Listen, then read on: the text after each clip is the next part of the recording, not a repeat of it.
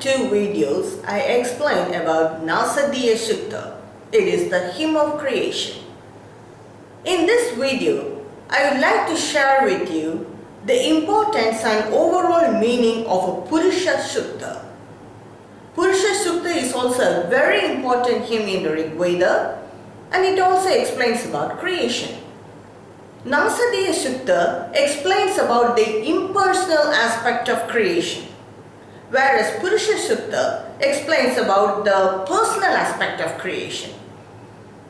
Nasadiya Shukta explains about how the subtle became gross, how the unmanifest by gradual process became manifest and became this creation. Purusha Shukta explains about the universal form of that conscious principle. Purusha Shukta also comes in the Rig Veda in the 10th mandala, and it is the 90th hymn. Purusha Shukta has 16 verses. It is a very important hymn in the Hindu philosophy. As everyone knows, Vedas has 4 sections, that is the Rig Veda, Yajur Veda, Sama Veda and Atharva Veda. Some mantras explain about the Vedic gods like Indra, Varuna, Surya, etc. and the universal consciousness by mantras. And these mantras has a certain meter called a Rig. The mantras which are in that Rig meter are collectively known as Rig Veda. Some mantras explain about the yagna, the mantras to be used in the yagna, the purpose of the yagna and how it is to be conducted. All those minor details are explained through mantras and in the prose form also. And this section completely is known as the Yajur Veda. Yajur Veda has 2 sections, Krishna Yajur Veda and Shukla Yajur Veda. The mantras of the Rig Veda are chanted in a particular fashion or in a particular tone or in a particular melodious tone. It has 3 pitches, high, middle and lower pitch. And these mantras are collectively, which are sung in that particular fashion, are collectively known as Sama Veda. Sama Veda is very important among the Vedas. It finds its place in almost every scriptures, and even in Bhagavad Gita, Lord Krishna says that I am the Sama Veda among the Vedas. It's very important. It has its philosophical importance as well as the vibrational intensity of the Sama Veda is very high. The mantras that are not included in these 3 and the mantras which are used in the Hindu rituals as well as the mantras which use the energies in daily life, how to manipulate or how to use the energies in daily life. All these mantras are collectively known as the Atharva Veda. Some mantras gets repeated in 1 or 2 Vedas. 1 or 2 sections. Some of the Rig Vedas gets repeated in Yajur or Atharva Veda or like that. Some very few of them are jumbled up. But the entire Purusha Shukta is repeated in every Veda. It is mainly said in the Rig Veda, it is repeated in the Yajur Veda, Sama Veda and Atharva Veda. That's the importance of Purusha Shukta. Of course, there are minor difference between the number of verses when it comes in Yajur Veda or Atharva Veda. Originally it has 16 verses, but it's so important that it gets repeated in all the Vedas. That's the importance of Purusha Shukta. Purusha Shukta is very important. Mostly, 3 things are important in the Hindu life. One is the sacred symbol and the mantra Om. There is no mantra in Hinduism without Om. It's also important in Buddhism, Jainism as well as in Sikhism also. But it's very important in Hinduism. It is the sound of the fundamental sound of the relative reality. It is the sound, basic sound, fundamental sound of this creation. Om is the very important symbol as well as the sound, as well as the mantra. The next important mantra in Hindu life is Gayatri mantra. Every Hindu knows about it. And the next important hymn in the Hindu life is the Purusha Sukta. Purusha Sukta is recited in almost all the Hindu homes. At least it is listened in many of the Hindu. A devout Hindu definitely knows about Purusha Sukta. It's very important. What this Purusha Sukta explains is, it explains the form of that universal conscious principle. Purusha Sukta says that every living being is a combination of matter and consciousness. The conscious principle. Matter is Prakriti and consciousness, that is the Purusha. Purusha is that indwelling spirit of every being as well as this universe. This being is explained in different ways.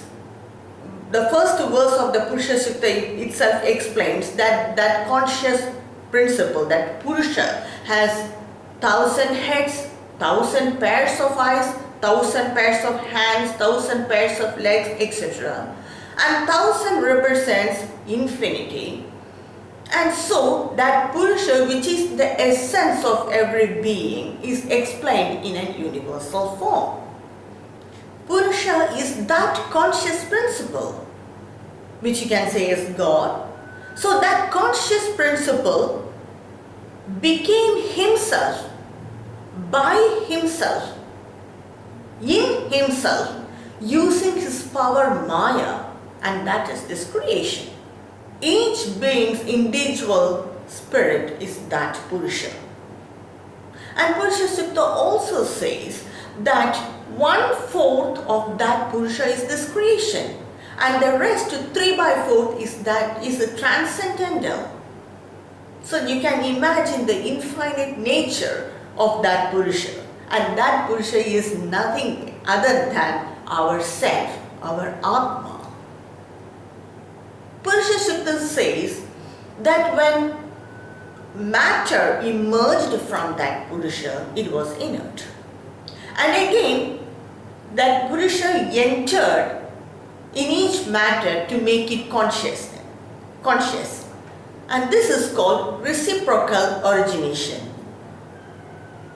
This creation is there. After Pralaya, this creation will be merged with that conscious principle. But still then, even in the time of Pralaya or in the time of unmanifest period, this Purusha will exist. And again, the creation emerges out of this Purusha. Nasadiya Sukta very clearly says that there was nothing other than this conscious being, which we call it as Purusha or Brahman or conscious principle or whatever it is, or God. So everything emerged from that Ishvara. This everything came out, emerged out of that conscious principle, which is said as Purusha. Such is the importance of Purusha Sukta. It is also used as an aid for meditation. Some people cannot grasp the abstract concept of this infinite being. So they can use or they can meditate on Purusha Sukta, so they will get an overall form of that Purusha. When we recite something every day, naturally it will lead to realization. Purusha Sukta has 16 verses, and among them, the verse number 13 is a little bit controversial. Why it is controversial is, that verse it is said that the Brahmanas, the people who know Vedas, they became the face of that Purusha. The Kshatriya Varna, the warrior class of people, they became the arms of the Purusha. They emerged from the arms of the Purusha. And the Vaishya Varna, that is the business class of people, they emerged from the thighs of the Purusha. And the Shudra Varna, the people who do help and service to other people, they became the feet of that Purusha. Actually, when you look at the profound meaning of it, it is not at all controversial, but people made it controversial. What this verse explains is, the duty or the karma of the Brahmanas is to learn the Vedas, assimilate it, teach, explain and chant the Vedas. Whoever comes to them with the interest of knowing the Vedas, they must teach them, regardless of their varna, caste, community or financial status or whatever it is. That's the duty of the Brahmana. Since their duty is to chant the Vedas, to teach the Vedas, it is said that they came from the face of the Purusha. And the duty of the warrior class of people is to protect others, and their strength lies in their arms. That is, they have to fight the others to protect all the varnas or to protect the society.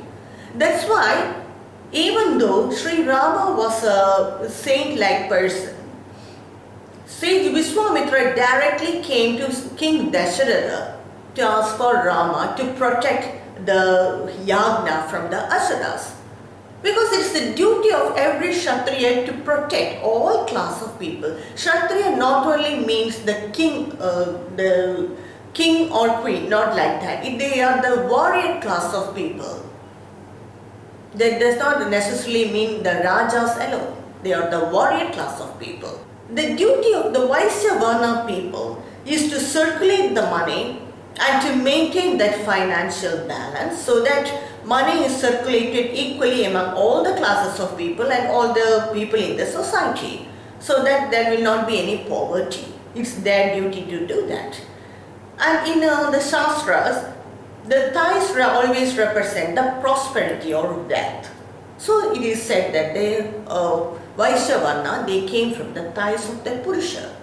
And the duty of the Sudra is to help others to continue in their work or in their karma, to do service to others, because they are very compatible of that. They can do that efficiently. So they have to walk a long distance to do service. So it is said that the Shudra Varna came from the feet of the Purusha. No Varna is inferior or superior here. They all must combine and work together to uplift the society.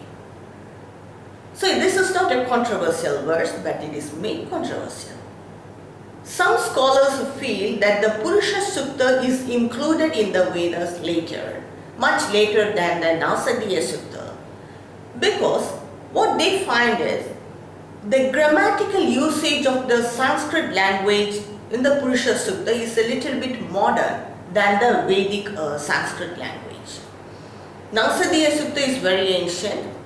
The grammatical usage of Sanskrit in the Nasadiya Sukta is entirely different from Purusha Sukta. So they say that Purusha Sukta came much later, and it also says that because of the Varna system is explained in Purusha Sukta, it came much later because Varna system was not there in the ancient Vedic period.